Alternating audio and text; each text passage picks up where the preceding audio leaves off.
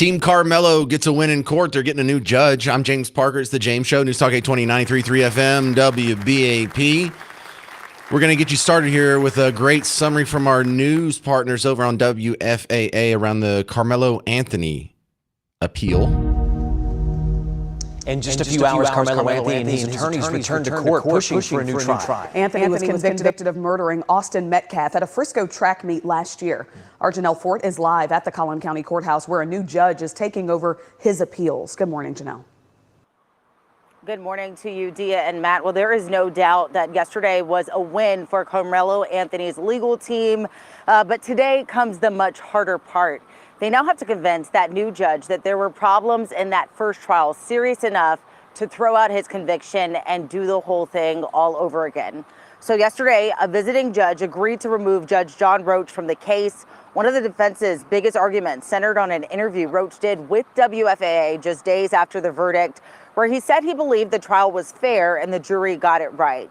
They played that entire interview in court yesterday, and while the visiting judge said he didn't believe Roach had actually been unfair, he said those comments could make someone on the outside reasonably question whether Roach could remain impartial.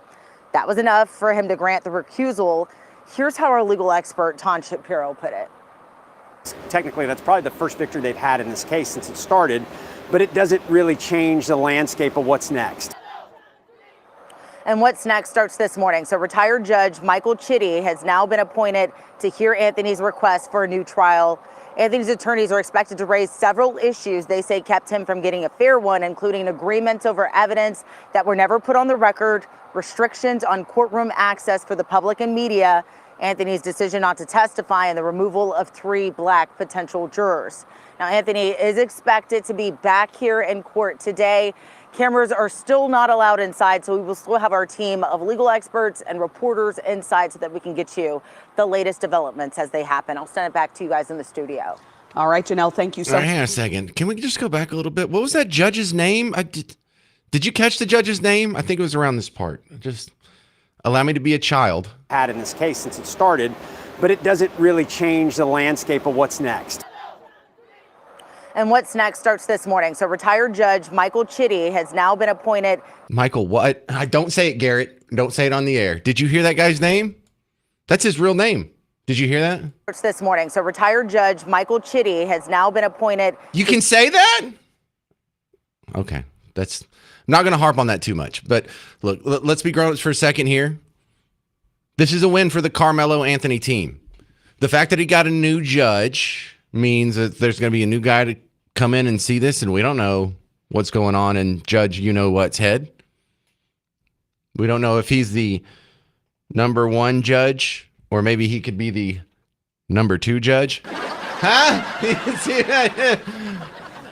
Yeah, that was pretty bad.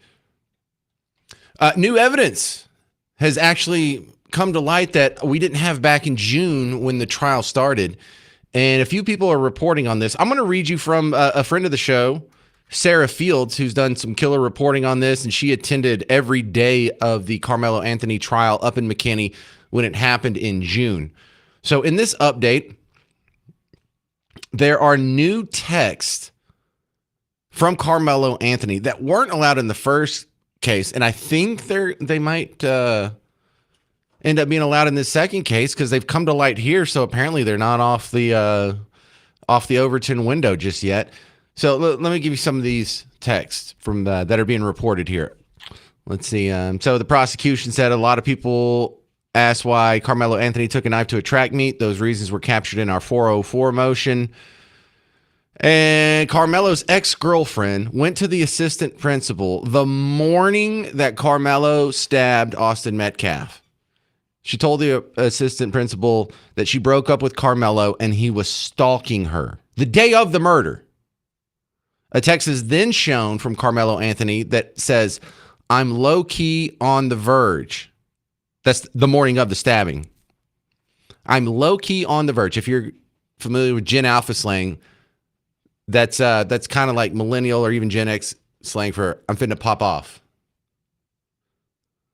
He also threatened the girl with a knife in one message, told her in another text, here, this is in quotes, "When I stab somebody, I'm going to lick their blood off the blade. Karmelo Anthony texted that to his ex-girlfriend after they had broke up and he was stalking her. When I stab somebody, I'm going to lick their blood off the blade. What does that do to the narrative that he was just a poor, helpless, defenseless kiddo who was being bullied and threatened by a bunch of evil, scary, violent, white racists? What are we talking about here? There's also warnings from people that say there's more text like this. In fact, there's multiple sources. I'm not just pulling from one here. But what do you think about that? 800-288-9227. 800-288-9227. When I stab somebody, I'm going to lick their blood off the blade. Not a guy who's a self-defense minded fellow. Like, boy, if push comes to shove, I really would hate to have to use this thing to defend my life. No, this is the text of a psychopath. This isn't even text of a sociopath. This is the text of a psychopath. I can't wait to use this. And then I'm going to lick the blood off the blade. You mean you're going to enjoy taking the life of another human being? Do you find that something to celebrate and brag about? But we're supposed to believe you're just some innocent guy who's being picked on and had to do it. He shoved my arm. What do you want me to do? Here's what I think would be ideal if I had my druthers. And thank goodness I'm not in charge of anything. I hope he gets a new trial, and I hope this time he gets life. That's what I hope. 800-288-9227. 800-288-9227. Coming up next, Nick's Right from the Nick's Right podcast, talking about the Karmelo Anthony trial and some other McKinney news with the recall and the Moss. McKinney, you're getting a lot of attention today. We'll continue with this next on The James Show. News Talk 820, 93.3 FM, WBAP.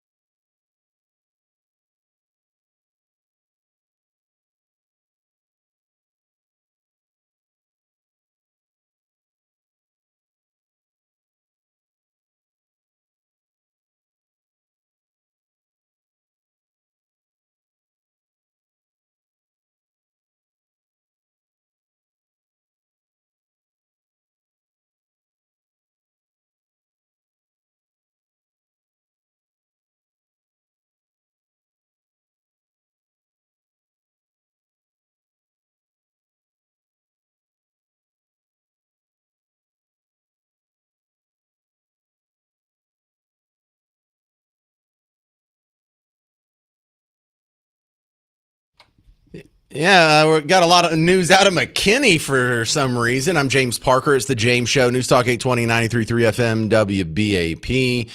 Remember the WBAP morning show when you wake up, they're on from 5 to 9.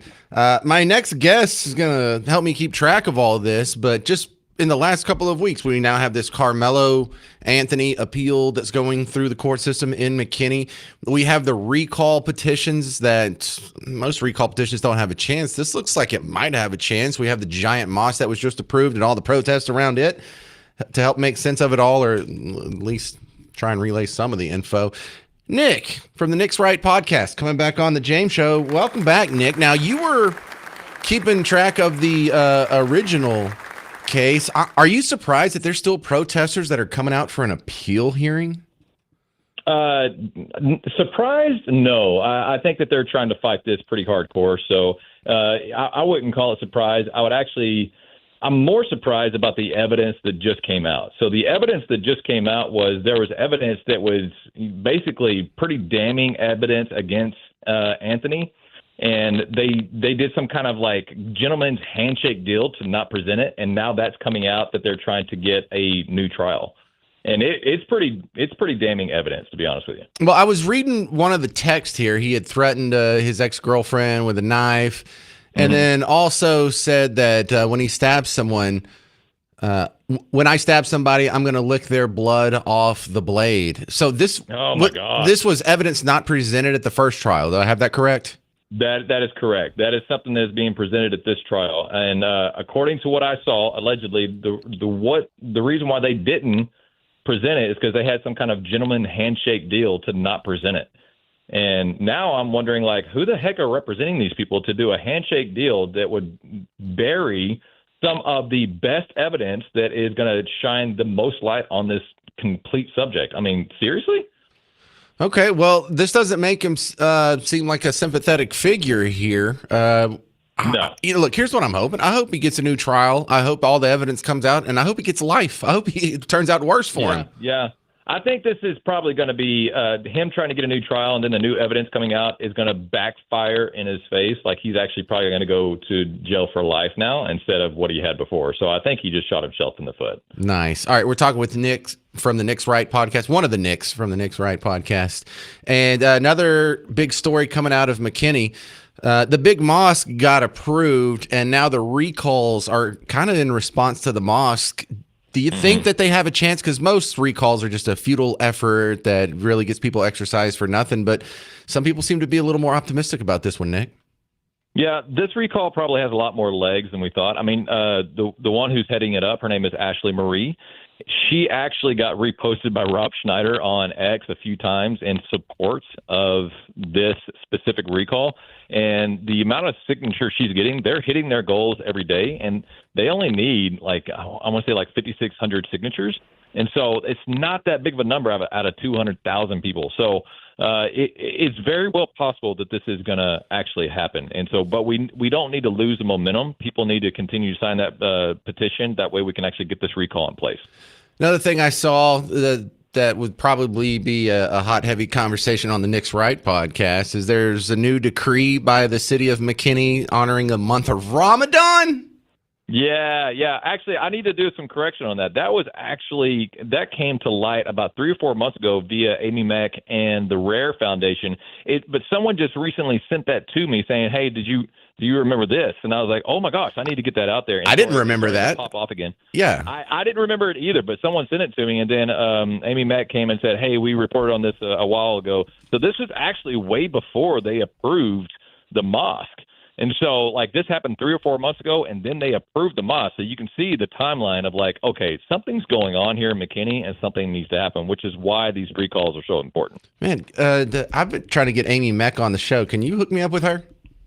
I will do my best. I don't think I'm one of her favorite people, but because she won't answer my DMs. She didn't answer mine either. I don't know.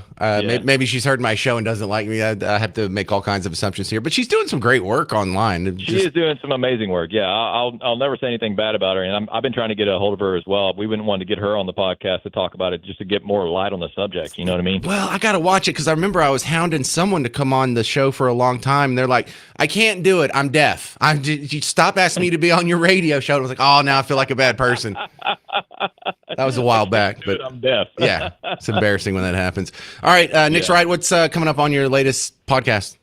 We just interviewed Ashley Marie. She's the one that's heading it up. So that's going to be releasing on Monday at 7 a.m. But we also started a new live. By the way, you're live with us right now on Rumble. And so we started a new live show that starts at 2 p.m. on Tuesdays and Thursdays. Well, don't listen to that. Just watch it after the fact because the James Show's on. Get off my show. That's Nick's Right from the Nick's Right podcast. He's a great follow on X. So go check him out there at Nick's Right Pod. Coming up next, you're going to have to hear what James Talarico said about the Karmelo Anthony trial. Let's go to Darren in Saginaw. You're on News Talk 820, 93.3 FM, WBAP. Hey, James, just to kind of piggyback off of what you and Nick were saying, I think he is going to wind up, figuratively speaking, shooting himself in the foot with that new trial. Wouldn't it be like stabbing himself in the foot? Yeah. Would be better, huh? But I can't remember if they introduced the body cam footage in the original trial or if they plan on doing it this time. Because if you remember, he actually, after they Mirandized him, he actually confessed to the stabbing to the police on body cam. Yeah, I don't know how convincing of or compelling of evidence that'll be because the question isn't whether or not he stabbed him. Admitting he stabbed him doesn't do anything to mollify, help, or hurt the self-defense argument. Right. I mean, what the hell do I know? I'm not a lawyer. Yeah, neither am I. But I just thought it was kind of interesting, with them trying to do this. I'm like, dude, you've already been found guilty once. Why go back and try to fight it again with everything that's going to come back and get you again? Well, I mean, God, that'd be so sweet if it did. Because really, Darren, they say he got 35 years. He is going to be eligible for parole after half of that. So 17 and a half years. And seeing as how he's only like, what was he, like 19 now, I think, maybe? So he could get out of jail when he's 35 or 36. You might just want to, shut up and stick with it. But I don't know. I guess they think they got a case. But really, Darren, here's the dangerous part. You get one of these people that you see in the comment section that are saying he's innocent or he didn't do nothing or it was self-defense or white people are evil. You get one of those on the jury, he will walk. Yeah. And that's sad to think, but it's actually true. Now, if you want to spin it the other way, what had it been roles reversed? What kind of damage the city would have gone through? Oh, you talking about there'd be riots? Yeah. Yeah, probably so. Yeah, we know, Darren. That's a good call. Actually, we all probably should remind ourselves of that. Remind us, hey, at least we're on the civilized team. At least when we get upset, things don't catch fire. Coming up next, James Talarico was asked about the Karmelo Anthony case on The Breakfast Club and his response. You'll hear it next on News Talk 820, 93.3 FM, WBAP.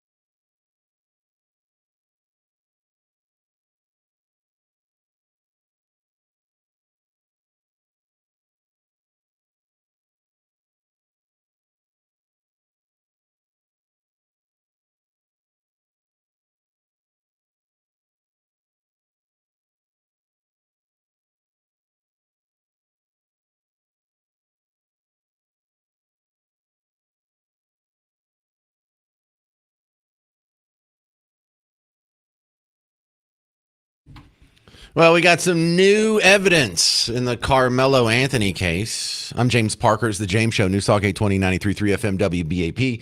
You may be thinking, well, what do we need new evidence for? He's already gone to court. He's already been found guilty. Well, he's asking for a new trial. They've gotten a new judge, so he might get a new trial. But some things we're already learning from this new hearing that's happening the last couple days in McKinney. In fact, I have some friends of the show that are sitting in the courtroom right now.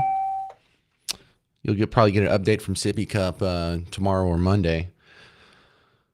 But for the people who just joined us, let's get you all caught up because this is a fantastic summary from our news partners over at WFAA. In just a few hours, Karmelo Anthony and his attorneys returned to court pushing for a new trial. Anthony was convicted of murdering Austin Metcalf at a Frisco track meet last year.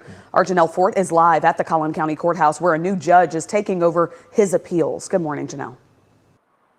Good morning to you, Dia and Matt. Well, there is no doubt that yesterday was a win for Karmelo Anthony's legal team, but today comes the much harder part. They now have to convince that new judge that there were problems in that first trial serious enough to throw out his conviction and do the whole thing all over again. So yesterday, a visiting judge agreed to remove Judge John Roach from the case. One of the defense's biggest arguments centered on an interview Roach did with WFAA just days after the verdict, where he said he believed the trial was fair and the jury got it right. They played that entire interview in court yesterday, and while the visiting judge said he didn't believe Roach had actually been unfair, he said those comments could make someone on the outside reasonably question whether Roach could remain impartial. That was enough for him to grant the recusal. Here's how our legal expert, Ton Shapiro, put it. Technically, that's probably the first victory they've had in this case since it started, but it doesn't really change the landscape of what's next. And what's next starts this morning. So retired Judge Michael Chitty has now been appointed to hear Anthony's request for a new trial. Anthony's attorneys are expected to raise several issues they say kept him from getting a fair one, including agreements over evidence that were never put on the record, restrictions on courtroom access for the public and media, Anthony's decision not to testify, and the removal of 3 black potential jurors. Now, Anthony is expected to be back here in court today. Cameras are still not allowed inside, so we will still have our team of legal experts and reporters inside so that we can get you the latest developments as they happen. I'll send it back to you guys in the studio. All right, so there you go. And again, I was trying to keep up with this. What was that new judge's name? What's next starts this morning. So retired Judge Michael Chitty has now been appointed. Oh, that's right. I wonder if he's any good, or I wonder if he stinks. Yeah, solid one in there. Okay, so now let's move over to the next great piece of analysis you need to hear on this case. The guy who's asking to be the next senator from the great state of Texas. His name is James Talarico. He's running against Ken Paxton. We're all going to go vote for or against this guy coming up in November. And he's on the Breakfast Club. Now, he's on the Breakfast Club again. I think this is the second time he's been on the Breakfast Club. He's really trying to shore up his support with black voters because it's not going so well for 2 reasons.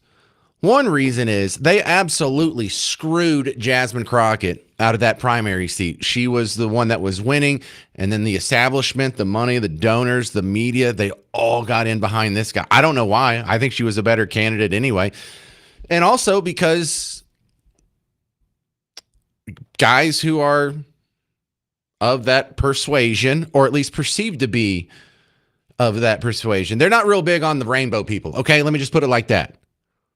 And so he's got to go fix that because this is where he's lagging, and he can't win without the black vote. So check him out on the Breakfast Club playing the card in the Karmelo Anthony trial. Texas, we see what happened with Karmelo Anthony, and you said it was a tragedy. Yeah. What did you mean by that? Well, I've done a lot of work in the State House on justice reform, and right now we've got a system that doesn't serve all Americans equally, and we know that black Texans have been have not gotten the justice they deserve. Really? In many cases. And, you know, I'm not an expert on this particular case, but I know that there were no black members of the jury. And to me, that's the only evidence you need to really prove that this system is not working for black Texans.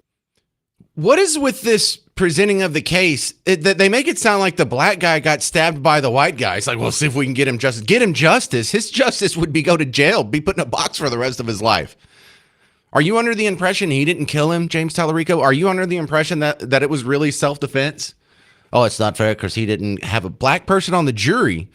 So you're looking at the jury and you're judging that. You're making a blanket judgment on the jury with no other information based solely on the color of their skin that renders them unfit to be on the jury and make a judgment on this case.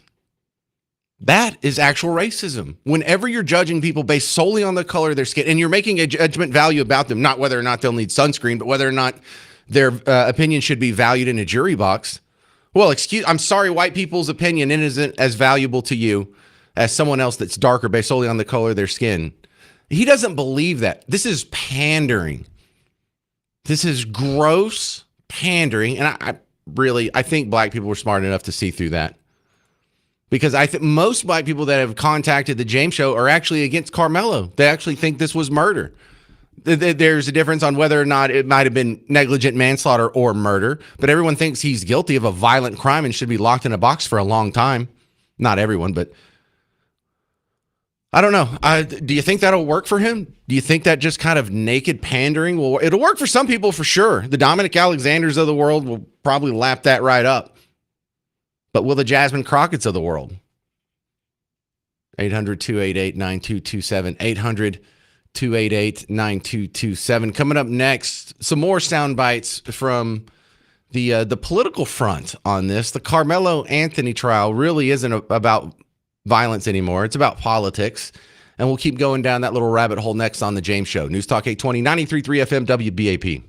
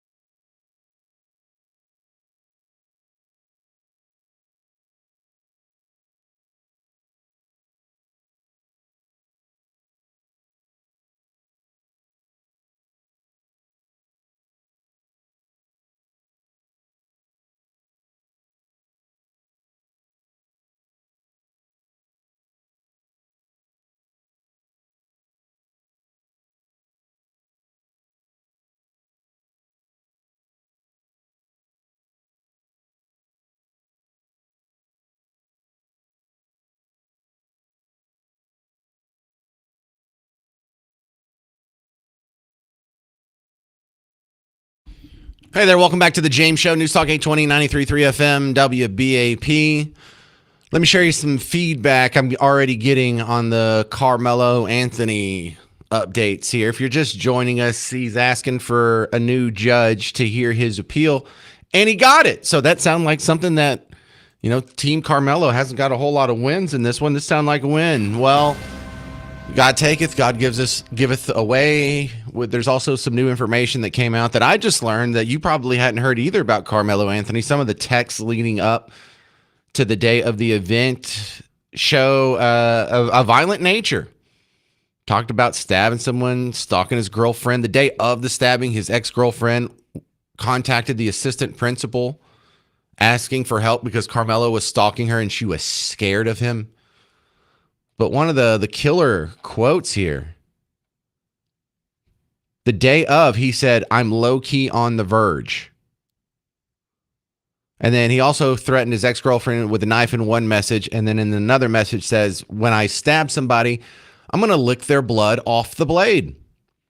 I heard on Markley, Van Camp, and Robbins that his parents had become so concerned about his violent nature and how much he was getting in trouble. He was entered into a program when he was still living in Louisiana, sponsored by LSU for violent kids. Now, I've got an email here. This is from John. Tell me where you're from, by the way, when you send an email, so I can say John from wherever, because I don't want to say your last name. But John is echoed by about 4 other people. He says, in a perfect world, you get a new trial, a black judge, and an all-black jury, a new conviction, and a life sentence. That would be just the ideal scenario. Are we going to get that? Oh, hell no, we're not going to get that. But a lot of people are also echoing that, wow, I hope this guy does get a new trial. He goes back, they get this new info in there, and he gets a worse sentence. Man, wouldn't that be nice? You really think it's going to happen like that? Yeah, I kind of hope so, but don't get your hopes up. Also have other people saying just the new stuff that's coming out. People are throwing it out on social media, and people are passing it along to me. But there's also rumors here that one of the reasons why his parents moved him, or his mom and stepdad moved him from where they were in Louisiana to Frisco, is maybe if we can start over and get him out of this bad crowd, that he'll stop getting in trouble. He was violent over there. He had an issue being a violent. Look, if you're a psychopath, you can't really hide it for very long. It has to come out. That's part of being sociopaths can hide it. Sociopaths can get away with it for their whole life, and really the only person that ever knows is the person they married, poor bastard. But this is a psychopath. He's not indifferent to the suffering of his fellow human beings. He doesn't have like a connection. He enjoys the suffering of his fellow human beings. He gets off on it. It gives him a sense of purpose and power to inflict pain on his fellow human beings. And once you know this guy is a psychopath, then you put him under that tent, and then you hear what the witnesses all say around him. It's crystal clear what happened under that tent. This wasn't a scared little boy that was being picked on and bullied and felt threatened for his life. He went with a knife, just couldn't wait to stab someone, and was waiting for the slightest of provocation. And when that slightest of provocation didn't come, he went and sat under someone else's tent for a long time with them for 5 minutes, asking them, "Can you please leave? Can you please leave? Come on, don't let me go get a security guard. You ain't going to do nothing. Touch me, find out. Touch me, see what happens." And then with just the touch, with just the shove of his left arm, he murders a kid. This is a psychopath.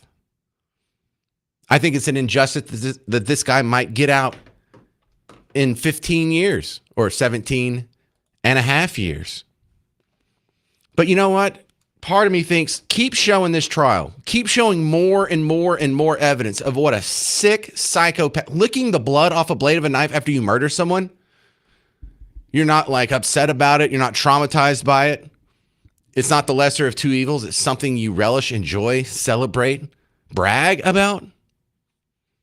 This kid's a psycho.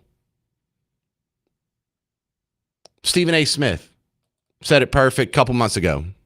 Karmelo Anthony murdered Austin Metcalf. There is no other way to slice it.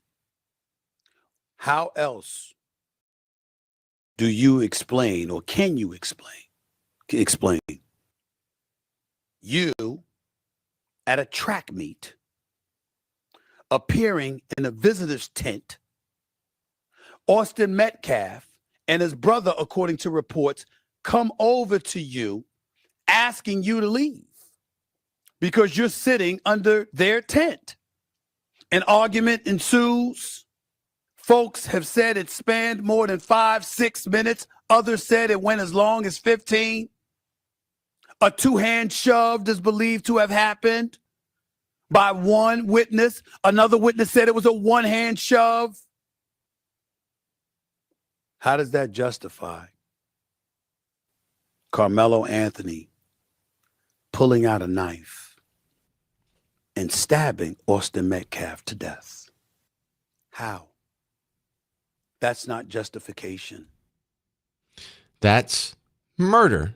Now that you know the new evidence, now that you know he was dying, he's on the verge, he couldn't wait to stab one. He was premeditating the stabbing of a fellow human being and then said if he stabs someone, he's going to lick the blood off the blade. Now that you know all this, let's go back to James Talarico. I just want you to hear this one more time before we do the news. From Texas, we see what happened with Karmelo Anthony, and you said it was a tragedy. Yeah. What did you mean by that? Well, I've done a lot of work in the State House on justice reform, and right now we've got a system that doesn't serve all Americans equally, and we know that Black Texans have been have not gotten the justice they deserve in many cases. And you know, I'm not an expert on this particular case, but I know that there were no Black members of the jury, and to me, that's the only evidence you need to really prove that this system is not working for Black Texans. Well, that is just a trash take. You don't like the trial, and you didn't bring up one piece of evidence or one piece of whether or not he was guilty. Your sole criticism of that was the color of the people in the jury box. Wow. All right. Tim McGraw is coming to town September 11th. He's going to be at the Dos Equis Pavilion on his Pawn Shop Guitar Tour 2026. You can get tickets and information at livenation.com. Or if you want to try and win a pair of tickets from us, listen to the WBAP Morning Show this week to find out maybe you can win a pair of tickets from us. Coming up next on The James Show, we're going to check in with Mamdani's government grocery stores because, of course, they're already failing. I'm James Parker. It's News Talk 820, 93.3 FM WBAP.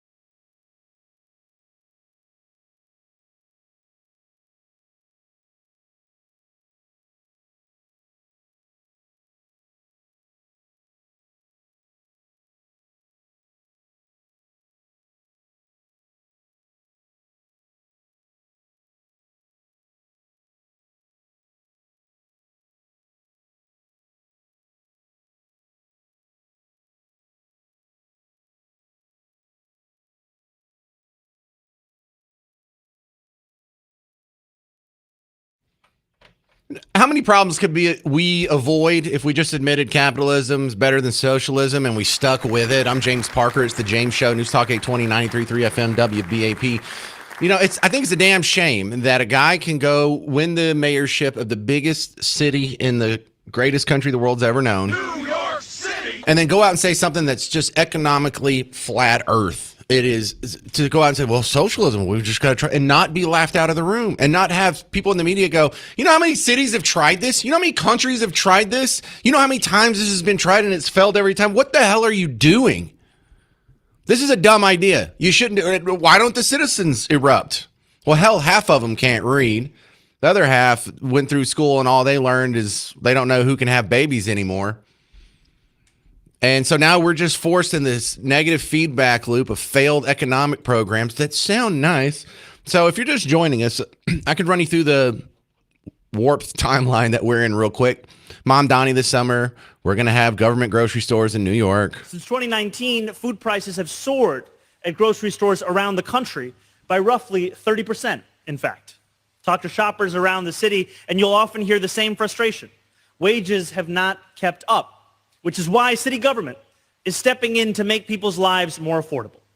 Today, I am proud to announce a collection of essential staples that will be predictably 30% cheaper at all 5 of our city-run grocery stores.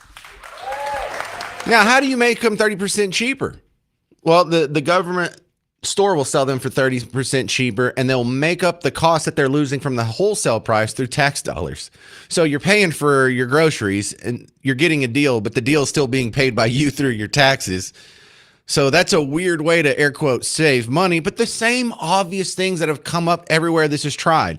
We tried a partnership here in Dallas. They tried straight up government grocery stores. I saw it in Waco. There was one we talked about in Kansas City that was a failure. They did something similar in New Orleans. And this is a regular idea that keeps getting tried over and over and keeps failing.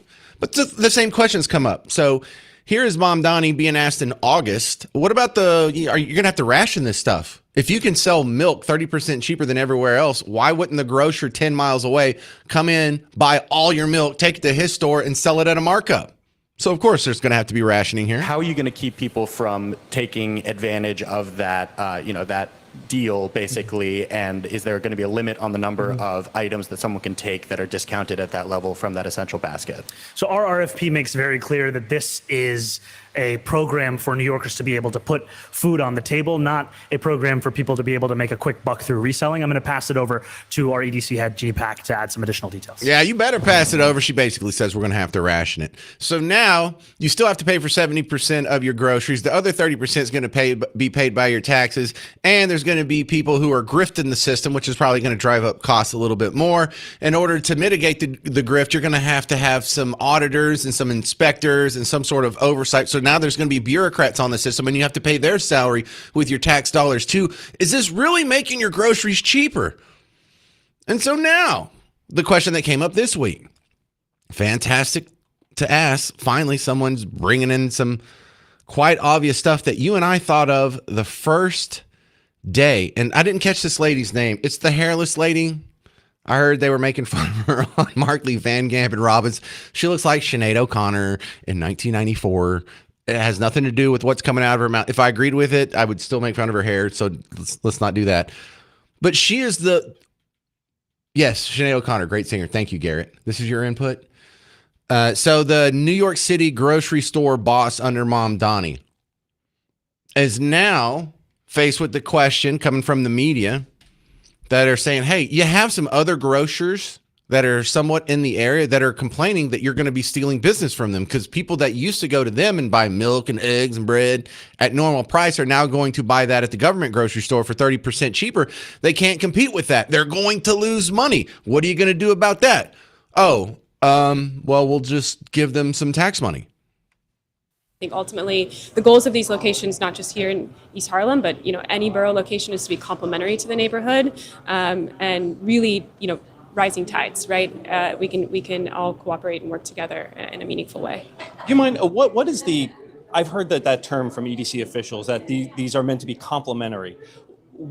What does that mean? What does that complementary mean in terms of policy, operations, and things like that? Yeah, I think we're, as an agency looking at a number of different complementary, policies and programs, grants, incentives that can come alongside these grocery stores to support other, local independent businesses that are in the neighborhoods. We're going to continue to listen, and we're going to continue to engage, and I'll be, alongside the operator as our partner. And like I said, making sure that we are complementary to the other businesses that are here in the neighborhood. So other locations, other grocery stores can get grants from the city under this? Something on the table. We're exploring a lot of different options and opportunities. I think there's a whole host of levers that the EDC is able to work within to make sure that everyone has equitable and equal access to opportunities. This is like listening to the WNBA debate where you're sitting here saying, no, capitalism is more efficient than socialism, and they're like, no, you're wrong, and here's why, and here's what we're going, and here's how we're going to program around it. You can't program around it. It's like listening to the WNBA. Yeah, there's no difference between women and men. Oh, really? Well, line them up. Well, no, here's why you're wrong, Parker. Oh, okay. I mean, you can tell me that gravity pushes everything up, but you're wrong. And so this is amazing. Have you counted all the extra spending here? So the city of New York, in order to lower the prices and the burden of groceries on its citizens, is going to spend $70 million to open 5 locations. We're already $70 million in the hole before we've moved a gallon of milk. They're going to subsidize selling staples at a 30% loss. They are planning on losing money on everything they sell, and they're going to plug the hole with their citizens' taxpayer money after they've already used $70 million to open the stores. Then they're going to take more money from their taxpayers and have some oversight on this for the rationing and make sure no one's cheating the system. Then they're going to have another giveaway of taxpayer money to subsidize the grocery stores that are going to claim there's a negative impact. And then you're going to have another bureaucracy to run these programs, to do oversight on the programs, to do oversight on the oversight of the program, then to audit the programs. And then you're going to have a bunch of foreigners and Somalis come in. They're going to open a bunch of leering centers, or, breading centers or milking centers or whatever, state grocery centers. And there's going to be just billions of dollars that's given away because the accountability is just not going to be there like it is in every other government program. And you mean to tell me this is a more efficient way to get your average citizen a piece of bread? Stop it.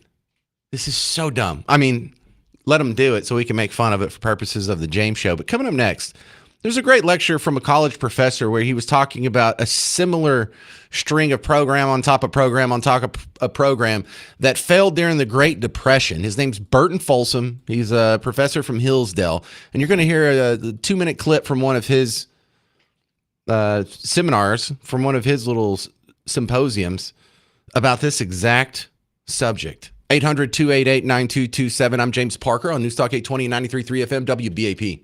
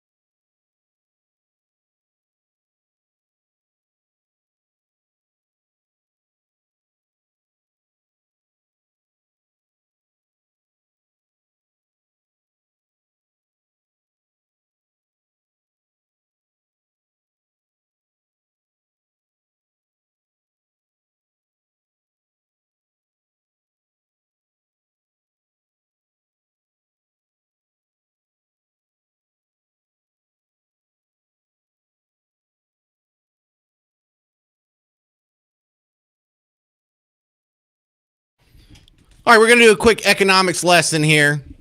I'm James Parker. It's the James Show, News Talk 820, 93.3 FM, WBAP. Because we're talking about grocery stores, but it's a great analog. It's a great mirror image to so many of these other issues that turn out to be, they sound like there's some sort of empathy or compassion or social issue, and it's really just an economics issue. We all would like to minimize the amount of people who are suffering from hunger. We just differ in the way to go about it. We don't oppose government programs because we want poor people to suffer. We oppose government programs because they've been improved to be less effective at minimizing suffering than the private sector alternatives. And this has happened over and over and over.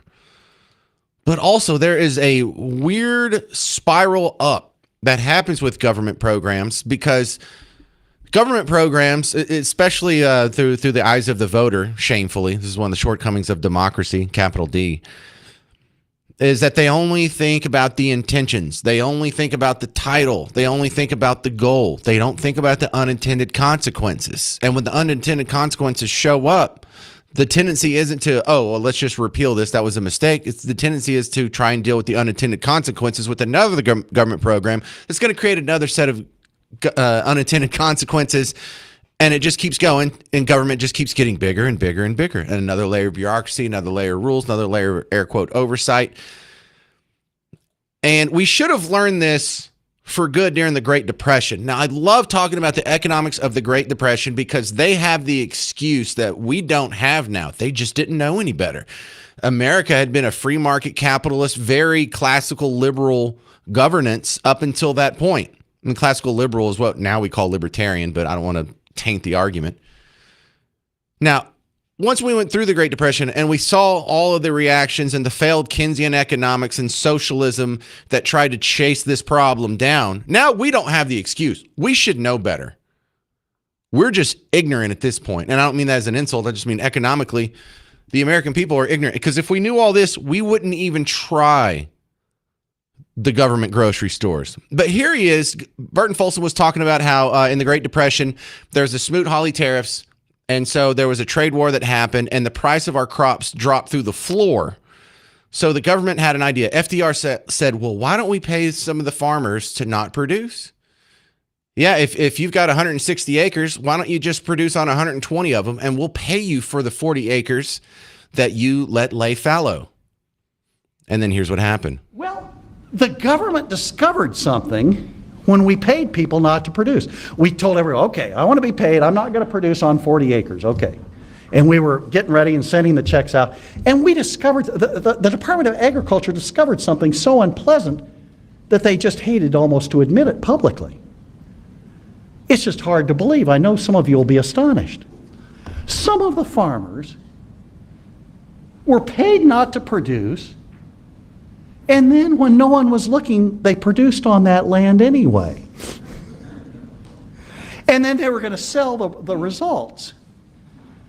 And we've got a response for that one. Don't you pull that one. We sent inspectors around. Tens of thousands of inspectors onto everybody's land, and they had measuring equipment. And they were going to measure every inch of that land to make sure that they were not producing. And if they were, they had to dig it all up. Okay, that fixes that. Whew. They could go back to the Department of Agriculture of patting themselves on the back. Except they found something else unpleasant that developed. If it's too painful, feel free to put your fingers in your ears. It's just your view of human nature is going to be shattered. Some of the farmers who are being paid not to produce offered bribes to the inspectors. We'll take some of the government money we're getting and we'll pay it to you if you'll go away. We had an answer, kind of the initial. And then we're going to send inspectors to inspect the inspectors.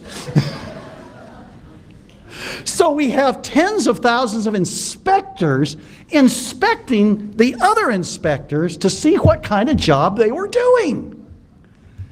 Well, then we found out that even the inspectors who were inspecting the inspectors were getting bribed, but we had an answer to that. We got a fleet of airplanes and we ran around and we took pictures of their land to see what they were producing, and then we would know whether they were complying with the rules or not. Does anybody see why the Department of Agriculture was the biggest federal department, except for the Department of Defense, when the Pentagon got built? It's the biggest department that we have in the federal government. Over 100,000 inspectors going around all of these airplanes and the aerial photographs. It was a program and plus we were paying people not to produce. Well, I guess some of you know what happened then. You're paying people not to produce cotton. You're paying people not to produce corn. You're paying people not to produce wheat. Well, in 1935, we had shortages of those crops, in some cases because of drought. And so what we have is we're now going to import corn, 35 million bushels of corn, 13 million bushels of wheat, and over 30 million bushels of cotton, or bales of cotton, in order to offset the amounts that we were not producing. We're paying cotton farmers not to produce cotton, and we're importing cotton. We're paying farmers not to produce corn, and we're importing corn. So now we're paying on imports for the farm products that we're not producing because we're paying the farmers not to produce, and we have an army of bureaucrats around who are also paying to make sure they don't produce. So that was Burton Folsom from Hillsdale College. This is the same thing that's happened. It'll happen with Mamdani's grocery stores. It's the same thing that happens with public schools. It's the same thing that happens with public health care. I mean, do you realize how many programs that we have for health care through the government? Because right now, about 10 years ago, we passed the point of 50-50. More than 51% of all spending on healthcare comes from a government program. And if you have any complaints about our healthcare system, whether there's too long of a wait or too much of a cost or too much bureaucracy or paperwork, I submit that it would be better if we repealed all the socialism that has made it so funky in the first place. 800-288-9227. 800-288-9227. Coming up next on The James Show, here in town, we are having some more questions about what the heck is going on with City Hall and everything around that. And I'll get you caught up, but it's going to be ugly. I'm James Parker. It's News Talk 820, 93.3 FM, WBAP.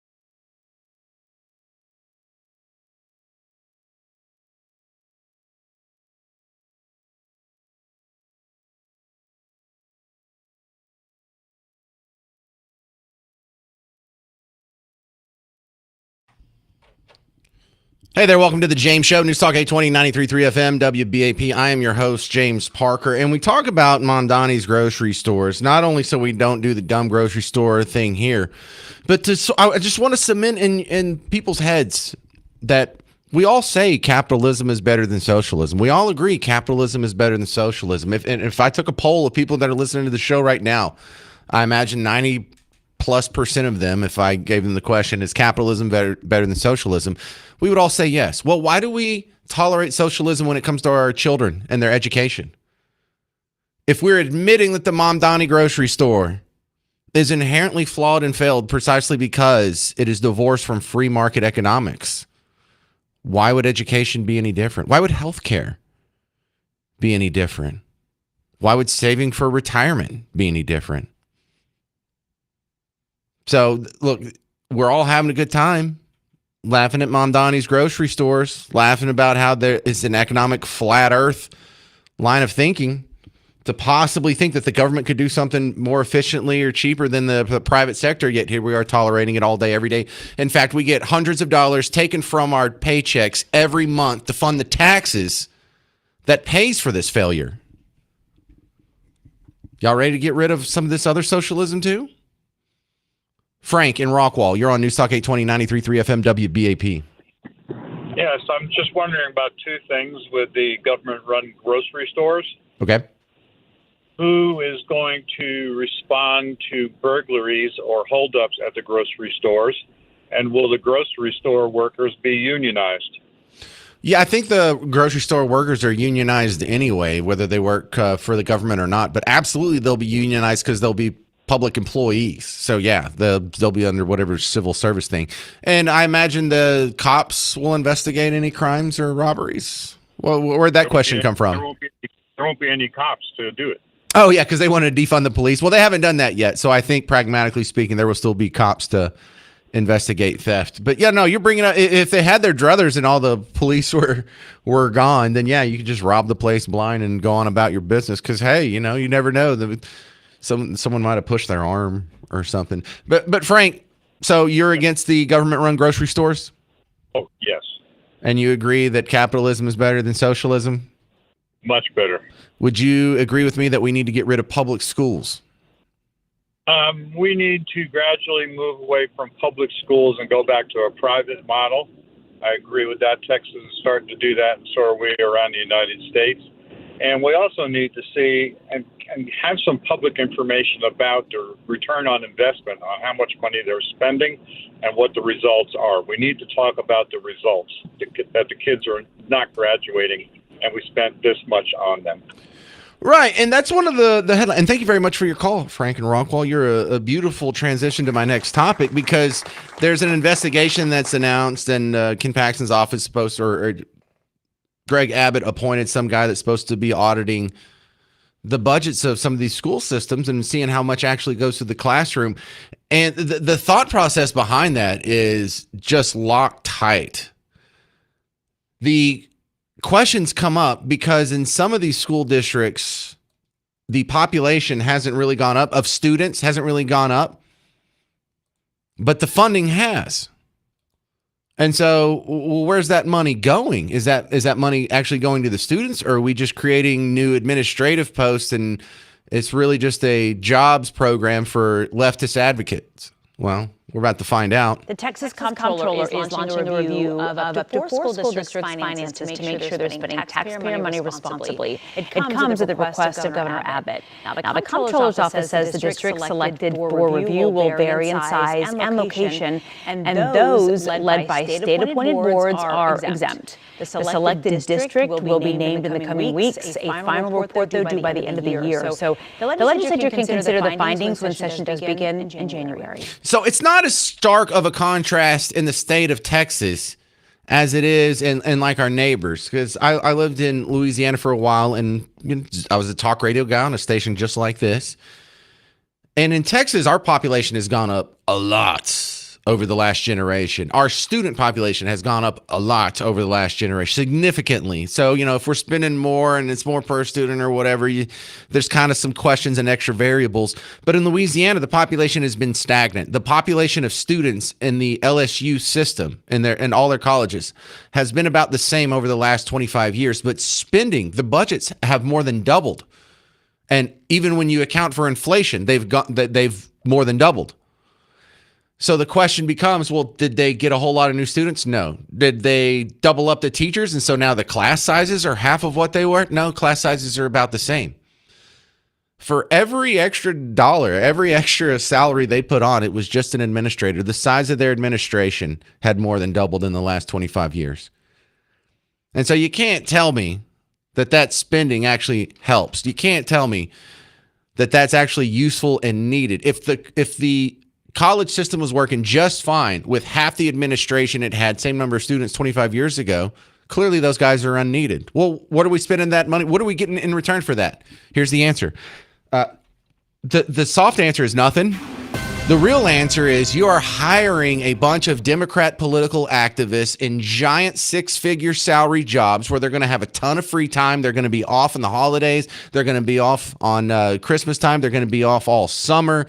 They're going to have plenty of time to use their disposable income and their organizing and their credentials to rally against you politically, to donate to their candidates, to be part of organizations, to knock on doors, to do phone calls, to champion causes, to go protest, to go to meetings, to go advocate for their political causes, because now their entire livelihood is in bed with big government. So now you're just creating hundreds of thousands of big government activists, all making six figures and all dependent on the system.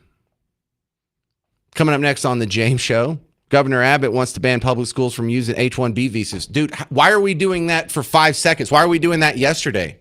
Why haven't you changed that the entire time you've been in office, sir? We'll address that next on The James Show. News Talk 820, 93.3 FM, WBAP.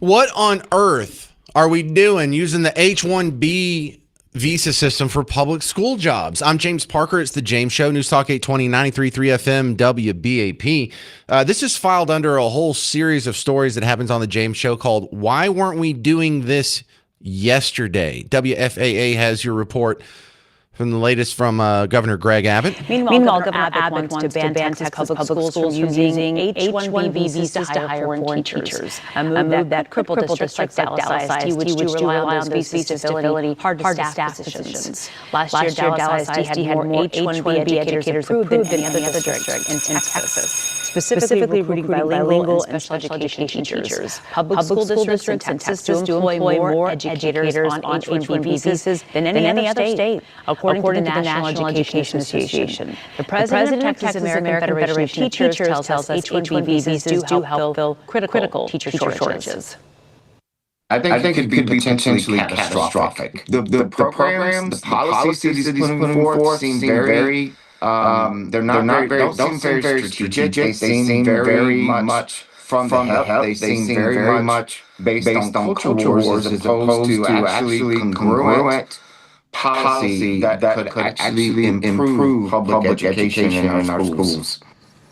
The proposal would need legislative approval to actually become law. In a statement, Dallas ISD tells WFAA the district only hires teachers from abroad to fill critical shortages identified by the Texas Education Agency. And each of those teachers is certified by the TEA as well. If the governor's new expectation is to eliminate these teachers, then we're going to need more Texans in the teaching pipeline. Okay, so I think the Dallas ISD is lying through their teeth right there in that last statement. We only hire teachers from abroad to fill critical shortages identified by the Texas Education Agency.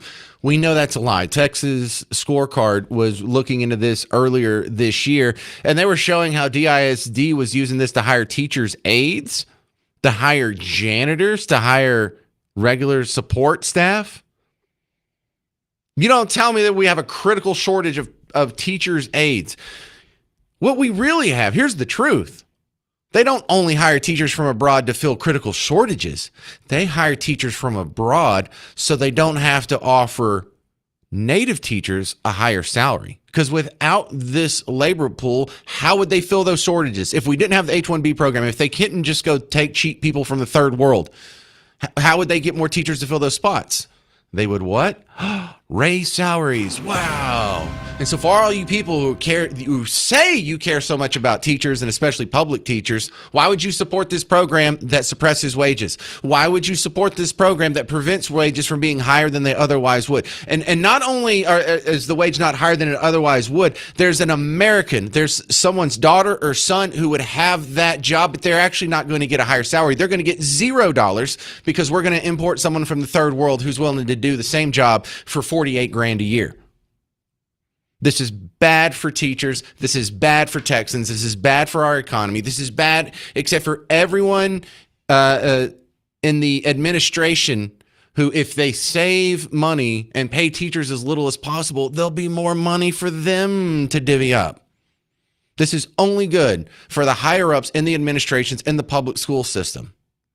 This is worse than the profit motive. This is worse than the profit incentive. You can't tell me, look, and I'm not promising nirvana. I'm not promising if we get rid of public schools that there won't be anything to gripe about with the private school system. But it'll be better than this. There's no excuse to be hiring public school teachers from overseas. The only reason they're doing this is so they can pay you less. In fact, you're going to lose your job. But for all you teachers out there, especially the ones who have heard me talk about other education issues, it's like, you just hate teachers. No, policies like this prove that I care for teachers. Well, not all teachers. I don't care for teachers that are from anywhere outside of America. If you're a teacher from a third world country, sorry, you're going to miss this opportunity. But when people say teachers should be paid more, or teachers don't get their fair share, or teachers don't get a fair shake, well, you better be opposing this.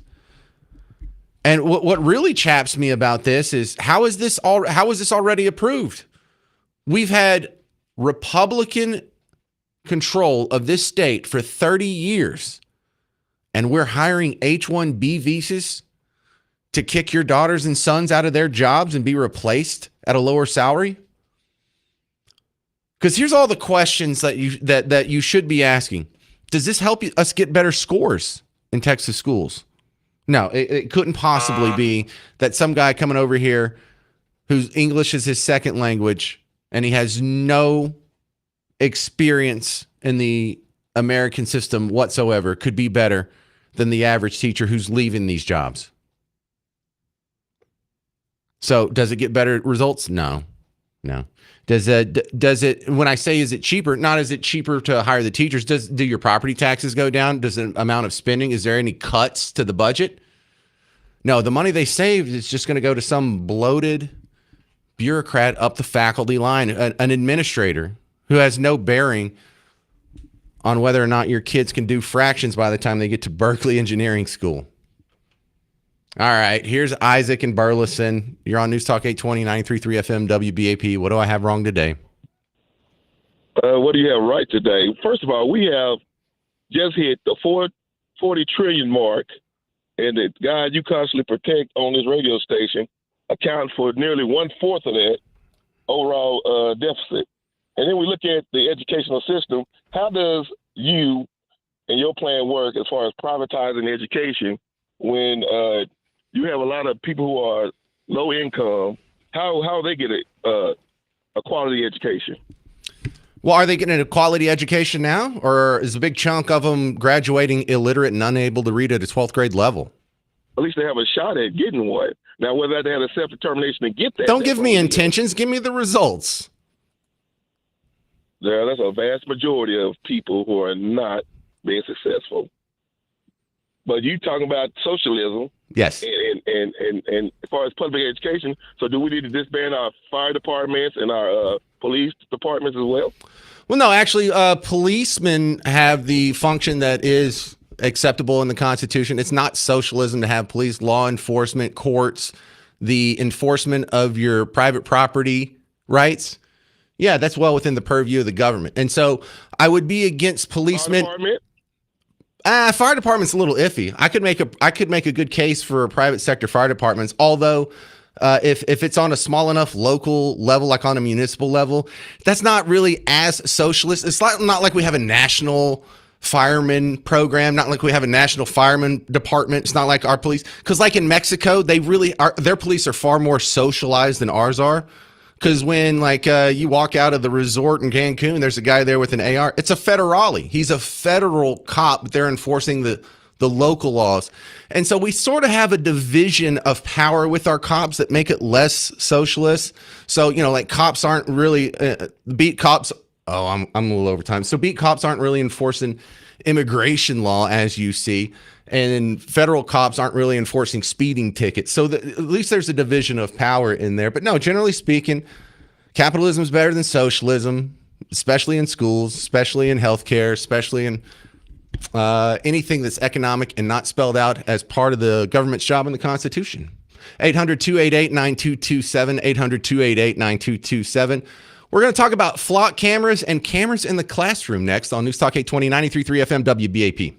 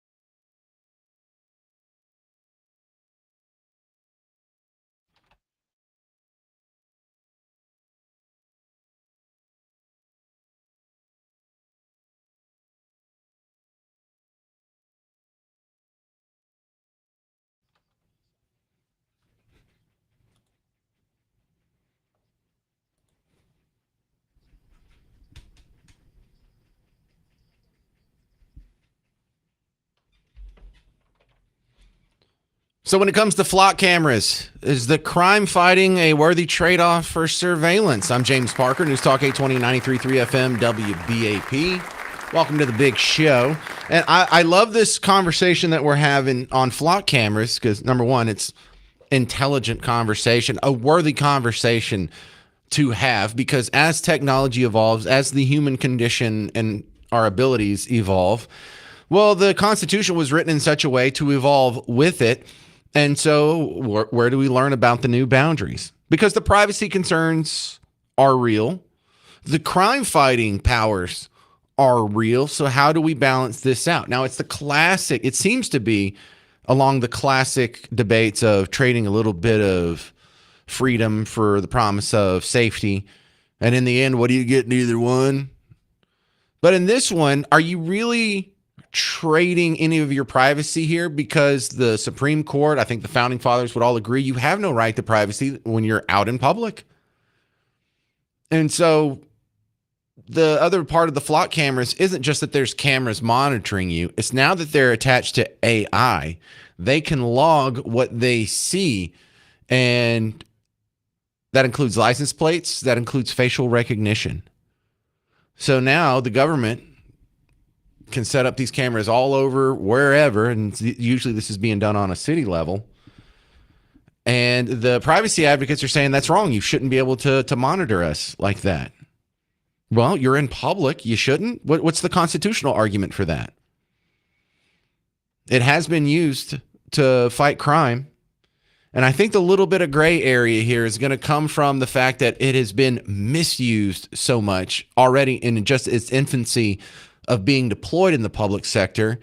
And so while I can see both arguments, I don't think I have this one figured out. So here's a good rundown of what it sounds like for the conversation around flock cameras here in Texas. This is Natalie Haddad with our news partner WFAA just this morning, or 2 days ago, I'm sorry.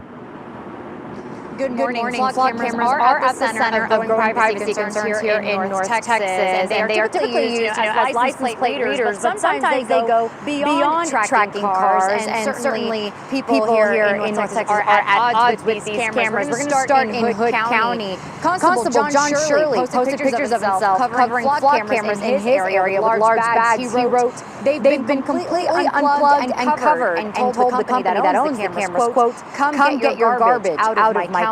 Over in Anna, concern is growing after video taken at Slater Creek Park went viral, showing a flock camera facing a splash pad where young children play. We reached out to the Anna City Council, and they tell us, quote, "The Anna Police Department has cameras installed at Slater Creek Park to enhance public safety, support criminal investigations, deter vandalism, and other criminal activity." They go on to say they are solely used to record video. License plate readers, Freeform, Nova, and other flock AI products are not used at this location. And City Council members are scheduled to talk about flock cameras at their next meeting next week. Meanwhile, here in Dallas, we recently spoke with Police Chief Daniel Como about the growing privacy concerns when it comes to flock cameras, and here's what he had to say. I understand the concern, but these cameras are not being used to violate anybody's rights. These cameras are being used to keep everyone safe. Dallas police tell us 670 flock cameras are in the city of Dallas. That sounds like a lot, but I mean, we are a city of over 1 million people. Here's where I get concerned, because you may think, well, James, you sound like you're in favor of flock cameras. Here, let me go ahead and do the greatest argument against flock cameras. How much they've already been misused. Well, used and misused. Police searched for data from flock license plate cameras like this one more than 63,000 times last year. And some of those searches accessed more than 100,000 devices far beyond city limits.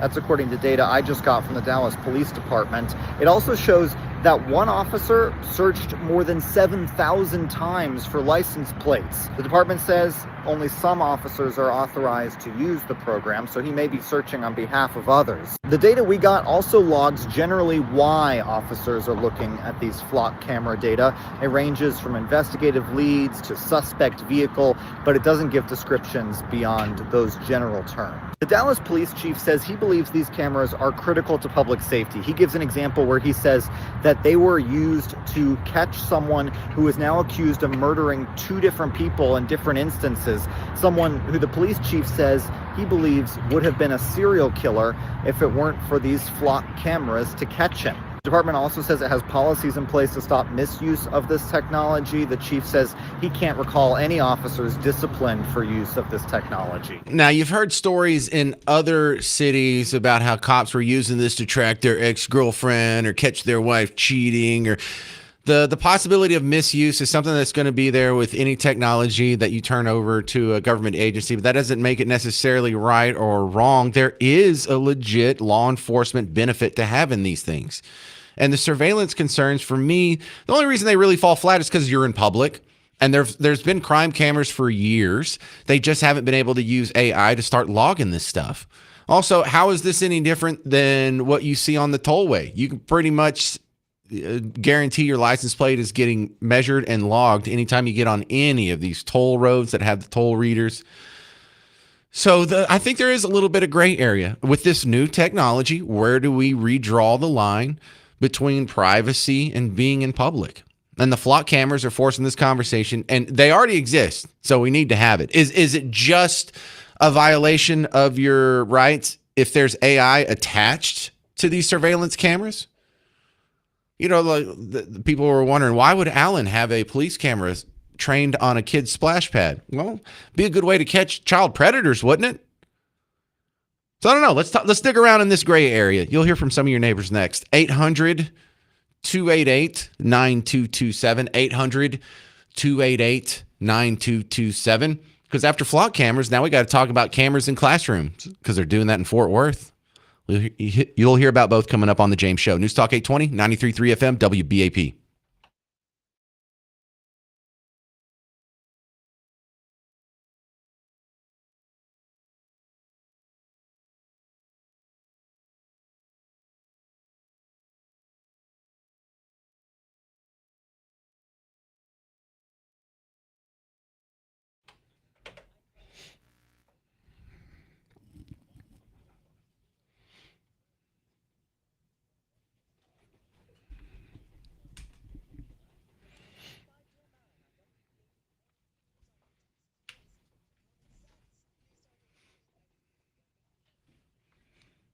Hey, fellow Texans, right now when it's 11,000 degrees outside, the people who got Rhino Shield are really feeling the benefits right now. James Parker here for Rhino Shield.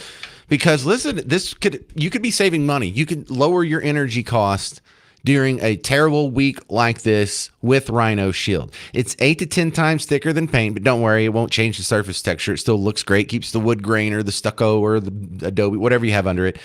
But it blocks 90% of UV sun rays, so there is a big benefit as well. A 6.9 R factor on your insulation for your house. So it would keep your house cooler. It would keep your house drier, because humidity is also an issue.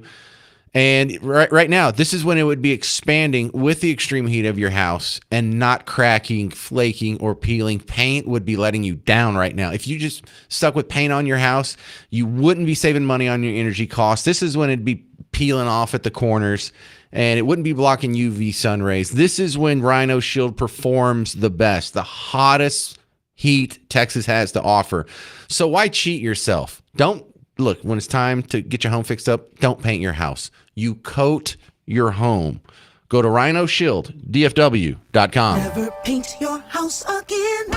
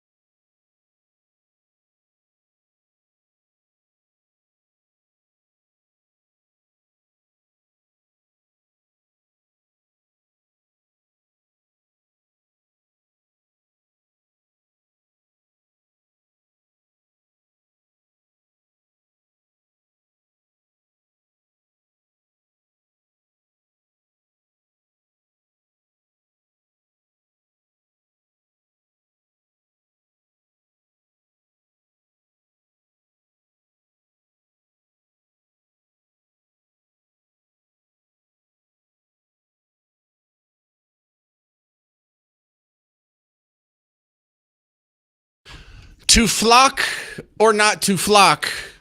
This is the question. I'm James Parker. It's the James Show. News Talk 820, 93.3 FM, WBAP. And children, and I mean mostly men 25 to 64, go ahead and get all your jokes out. I'm just getting messages on Facebook. Oh, good. I have some intelligent response on this very worthy constitutional debate. And then it says, go flock yourself. Thanks, guys. Thanks for the intellectual input here. We're going to start with Randy and Rockwall. Your thoughts on flock camera controversies in Texas? Hey, I think I have to get my head checked because I agree with you so much anymore that I think that I've gone crazy. 3-4 months. I don't think I've disagreed with you on anything. You must be a crazy guy.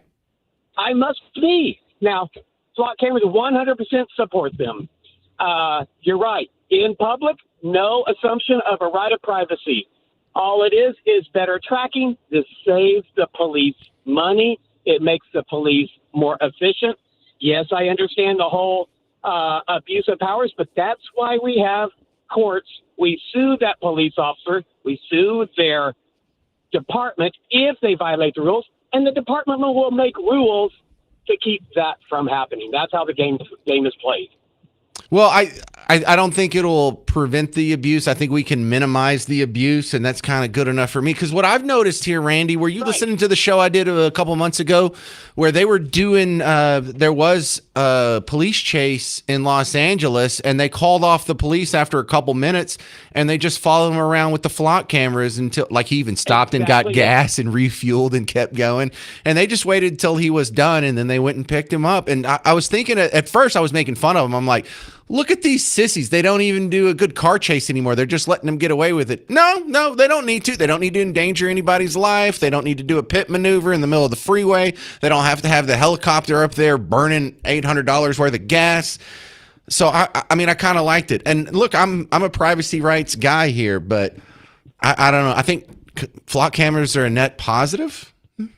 Infinitely safer, absolutely net positive. All right. Thank you very much. That's Randy and Rockwall. You want to stick with the Randys? Let's do Randy and Frisco. Hey, Randy and Frisco, you're next up on News Talk 820, 93.3 FM, WBAP. Hey, I'd say get the flock out of here, but, you know, as a 1A, 2A, 4A, 5A guy, I got to be consistent and be like, well, you know, my whole thing is because of the opportunity for abuse. And if you FOIA, like your license plate number against the system, they won't give you all of the information, supposedly. So what I would say is that it wasn't until just recently that they added these security features, but you have to have a CAD number or a case number to actually do a query, period.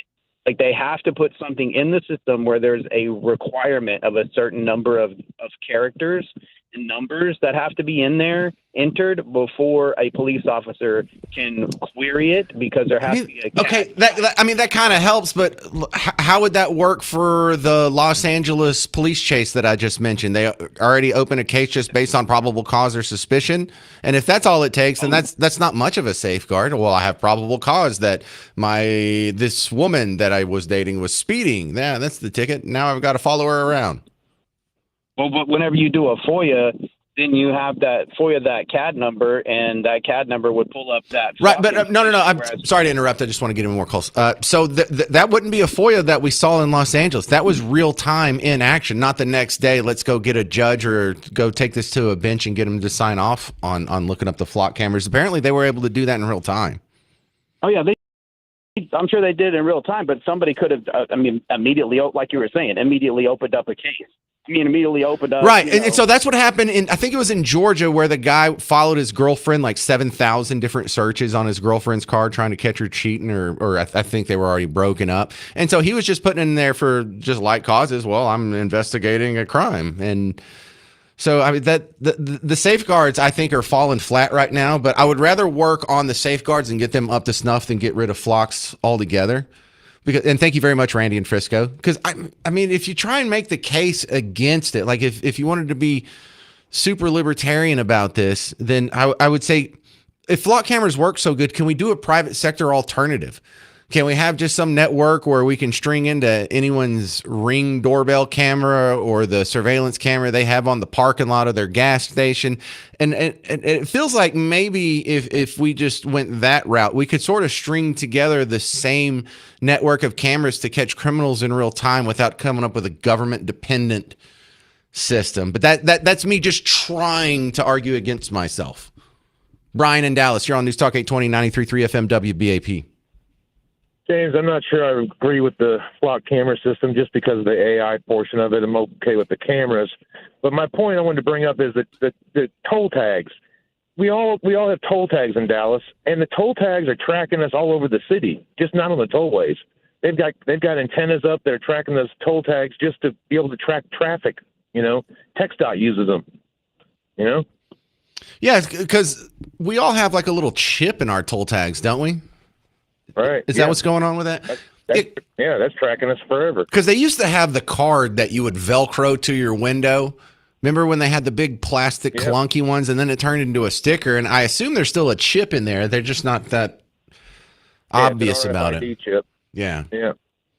Well, that's good information to have. The highway we're on. Yeah. Thank you, Brian. That's Brian in Dallas making a good point. John in Hurst, you're on News Talk 820, 93.3 FM WBAP. God bless you, Mr. Parker, and Thank your you. staff. There is I got 2 points. Number one, there is no expectation of privacy. You're in public. Number two, there needs to be checks and balances for some people that are using nefarious ways of taking that data. And really, number three, and I'd hate to have that stuff get hacked. Lord knows what could happen with, some fruitcake out there, getting all that data and, selling it or something like that. Well, what is the worst case scenario in it getting hacked? What is... people selling your information. Where do you live? Look, we know this person lives over in off a Legacy in Frisco. Yeah, can't that already all be tracked on your phone? And I guess that's just another opportunity for your information. All right, no, that's more to think about, John. I'm just kind of out of time. All right, I get it, John and Hurst. 800-288-9227. We'll continue debating flock cameras in Texas next on The James Show. News Talk 820, 93.3 FM, WBAP.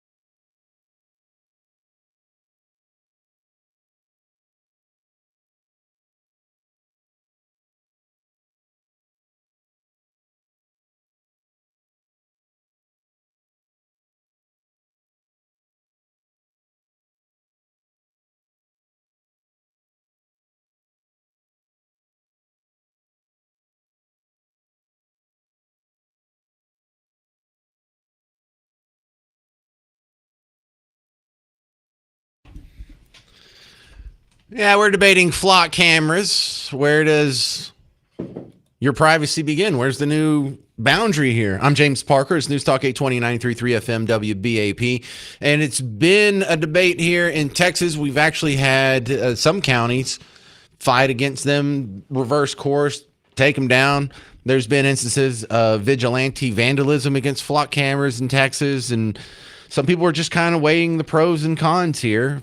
Is it worth the government surveilling you at all times when you're in public, and not just having cameras out, having AI attached to it that can recognize your face, that can read your license plate, and that can log it to make it more easily searched in the future? Of course, this is going to be misused. Can we keep it to a minimum? Is the crime fighting effectiveness a good trade-off for surveillance? Chris and Keller, you're on News Talk 820 93.3 FM WBAP. Yeah, I mean, I get your question about, hey, you know, there's no privacy in public and all that, but the UK's doing this, and it hasn't done much for them. I really don't think the trade-off of crime stopping is worth the surveillance. And if shot, you know, the shot things that can hear the gunshots and isolate it. Shot spotter. Controversial. Why is this even a conversation? Yeah, well, I don't think Shot Spotter was controversial. Shot Spotter was only controversial because not because it was harming anybody, but it was saving people. It just happened to be in the communities that made the narrative look stupid.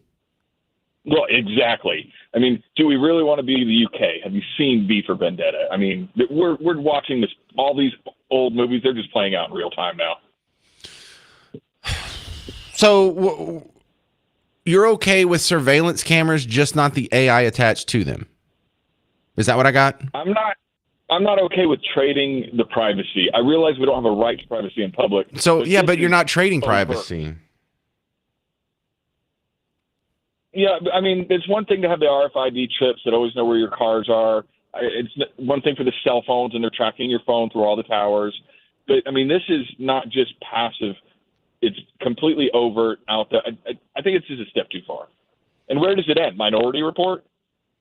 Well, when we get there, Minority Report would be something completely different. That's preemptively arresting someone before they commit the crime. So no, this isn't that. You know, we've had crime cameras, and we've had tollway cameras, and we've had similar technology to this for years, and it's been kind of litigated. That was good that you brought up the Shot Spotter. But I think the question comes with this new AI. Now it's just a more efficient way of doing something we've been doing for 20 years. So how does that make it unconstitutional? I'm not sure that it does, but maybe it should. Yeah. Well, here's what I'd like, Chris. I would like to see what some big cities do if they adopt this wholly. I would like for there also to be some other huge cities, like maybe Dallas does the flock cameras and Fort Worth doesn't. And let's see if there really is a big enough difference in the crime fighting abilities before we come to a final decision. Yeah, I mean, that's fair. We got to test out the technology. But that means some people have to listen to you, Chris. Some people have to listen to you and take down the flock cameras and not do them all. So we have a variable and a control group to compare. So I don't know. I might end up being on your side at the end of all this. I'm just not quite there yet. I just haven't seen really the violations to me that overthrow the 6,000 arrests that were assisted by the flock cameras in Dallas last year. Or was it 600? I don't know. I just played the report last segment. You think I'd remember? Bob and Terrell, you're on News Talk 820 93.3 FM WBAP. Hi, James. I agree with the last guy. I think government already has a lot of power. I think it gives them even more, and it's going to be abused somewhat. And I don't think they need to know everywhere I go all the time. It's not their business. No. All right. Well, there's nothing to push back on that. I can't tell you you're wrong if you just say you don't feel like they should know where you're at all times. Yeah, and I don't think it's good for society to be surveilled all the time. You know, I think people need to have a little room to make mistakes. Well, maybe that little room is something that's a selling point. If you are, your suburb or whatever you live, maybe that'd be a selling point. We don't have flock cameras here. So the people who don't mind being surveilled by flock cameras, they're like, I understand I'm being watched by the government, but that's a good enough trade-off because we have fewer muggings here. I don't have to worry about people breaking into my car. I don't have to worry about people breaking into my house when I'm out of town. I would just I would just like to see the comparison. And if you want to live in the flock-free city, you go live in the flock-free city. If you want to go live in the city that's totally flocked up, then you can go live there. And so I don't really want to put my foot down either way because I really don't feel like we have enough information on this for me to make like a final decision. Because if it came back and cities that implemented flock cameras saw a drastic reduction in crime, then it'd be hard to argue against something like that's a good trade-off for them knowing when I'm on my way to the, I don't know, Home Depot or whatever. But last year we had the lowest amount of homicides ever. This year we're already 17% below that number. Could flock cameras be playing a part in that? Coming up next on the James Show. Well, I got some more people that are going to talk about flock cameras. But I saw a video. The new Black Panther Party showed up at the McKinney hearing for the Karmelo Anthony trial.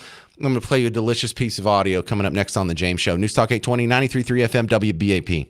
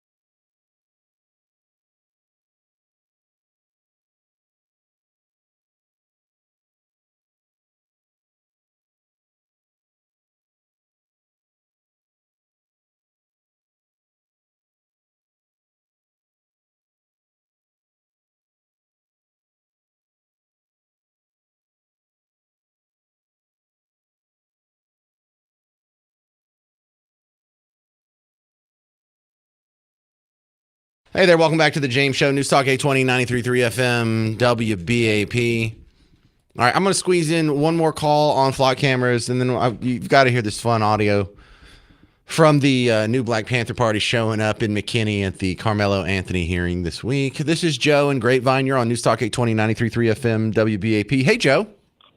Hey, buddy. Honor and privilege, and I mean that as always. Great job you always do, buddy. Even though we don't agree on everything, I still love you, man.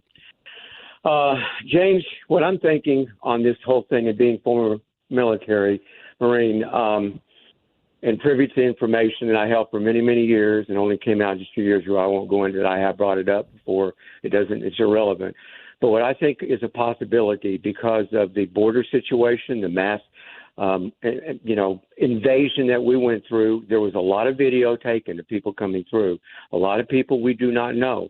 I know there were hundreds, and why it was done, James, I don't know, were allowed into this country, and as well as criminals. And there were other countries releasing them and told them, you're released, do not come back, that were in prison for murder, for rape, things like that.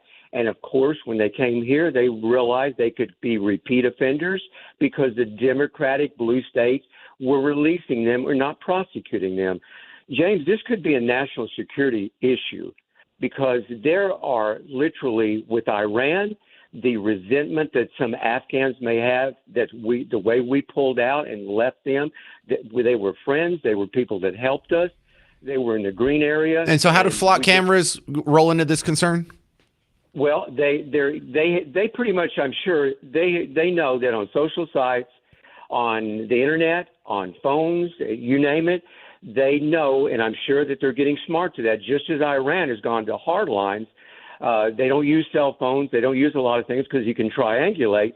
But I believe that they are looking for people that could be connected to them and follow up on them, which could locate these people because, James, we have no idea where these people are and what they're doing. Just like today was announced the attack that they thought they were getting explosives and it was going to go through this woman up in New York, that it was radicalized.